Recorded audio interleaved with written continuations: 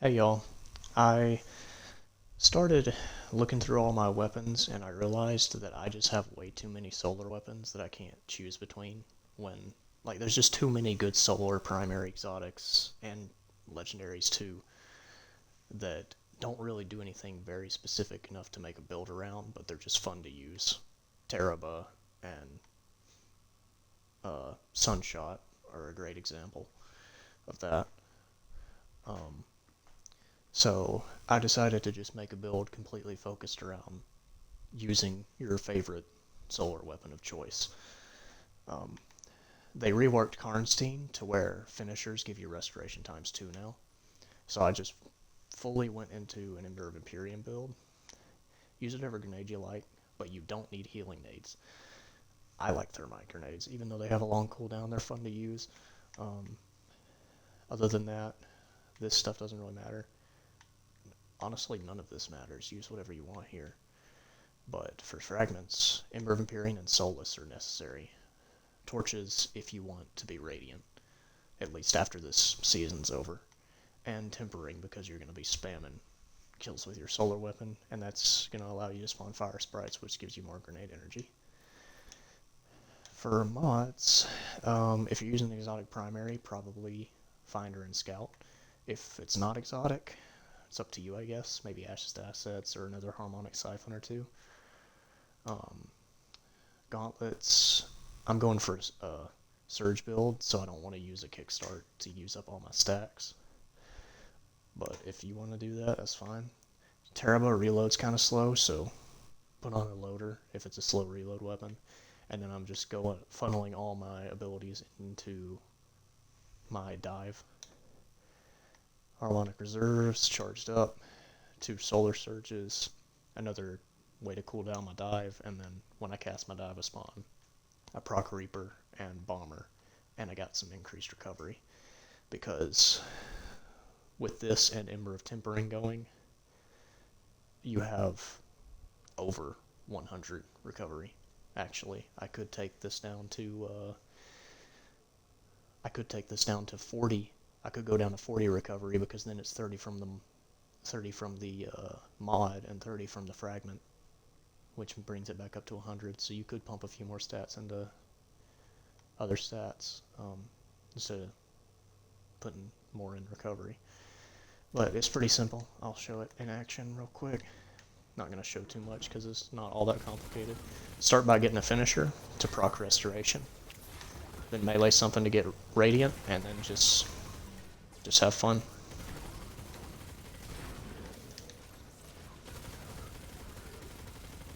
Use just an excuse to use whatever your favorite solar weapon is and have no trouble staying alive in the process.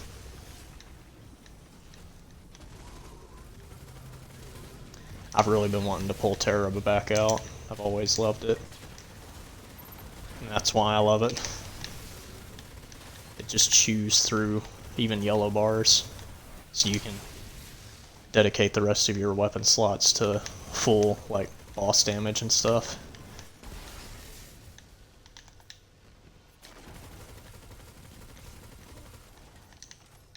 As you can see, I have absolutely no trouble keeping the restoration and radiant up.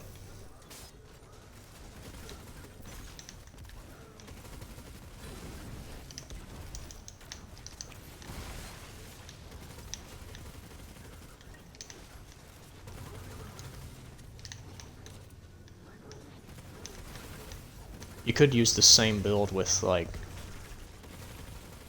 heal nade on another subclass, but you wouldn't get Resto 2. You'd only have Restoration 1.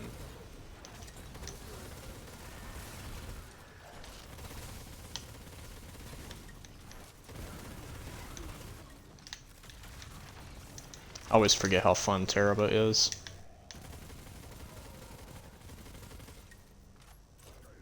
I'll take it into this next room just to show how fast it can delete one of these gladiators. For all of you that have never used Teraba, it's definitely worth picking up.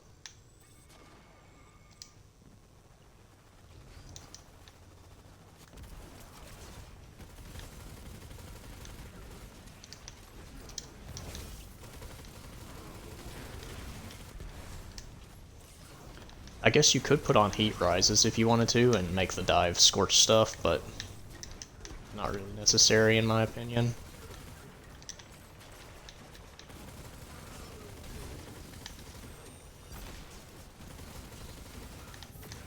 I'm just gonna go until the gladiators spawn.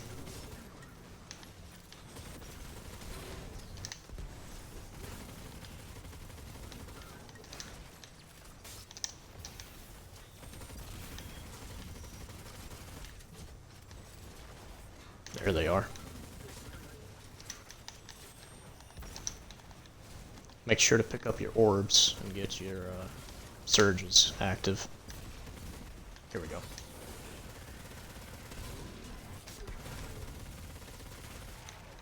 Terraba just does not care about what class of enemy it's shooting at.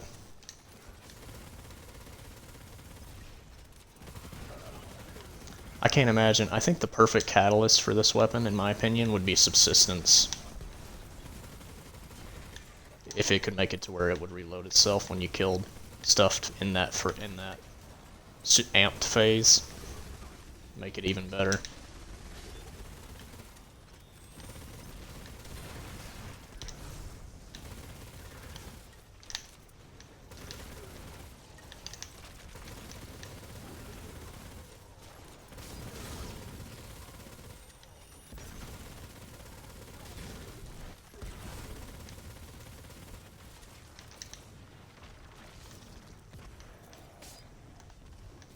I think that's pretty much everything in here. If it is, I'll stop, because I feel like I've shown it enough.